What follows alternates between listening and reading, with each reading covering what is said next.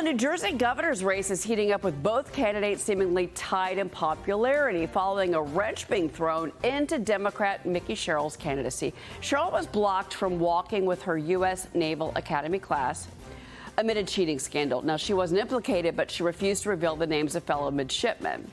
Here's Republican candidate, her opponent, Jack Ciattarelli, on this. Watch this. She's trying like hell to obfuscate, Sean, but there's no obfuscating what we now know. She was not allowed to walk. And you asked the simple question, why wasn't she allowed to walk?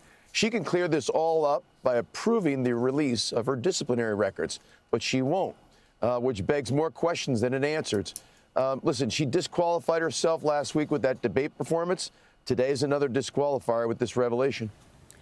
So Sherrill clapped back on X, writing, quote, "The Trump admin illegally leaked my unredacted personnel file to Jack's allies to try to smear me. The full force of the federal government is being weaponized to defeat me. I'm asking you to help me fight back, Maria." So here's a couple of things here. This was the National Personnel Records Center.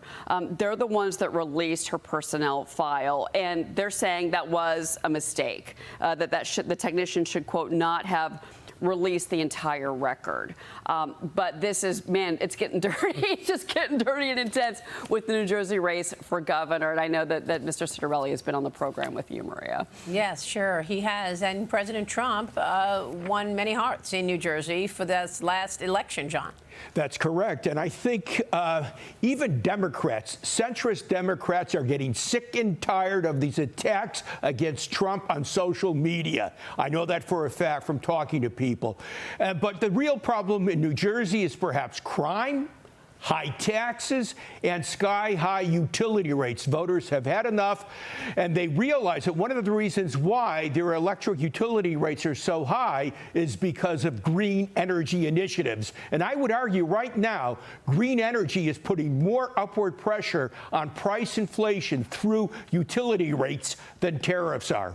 Yeah, Chris, what do you think? Well, the energy part of that is exactly right. We need more energy to solve our energy problems. Otherwise, rates will go up. And you're seeing Democrats, centrist Democrats like Kathy Hochul, changing their tune on energy, looking to build more nuclear power, opening up new facilities, looking potentially, some Democrats are looking at more pipelines for natural gas, just because reality is hitting them in the chest. They are finding out that if you don't build supply, the demand is not going to change and prices will rise, and that would be devastating for their electoral chances, especially up against President Trump and his energy dominance agenda, which is building more energy that is cleaner and better and more efficient than anything it's replacing, and so it's also good for the environment as well.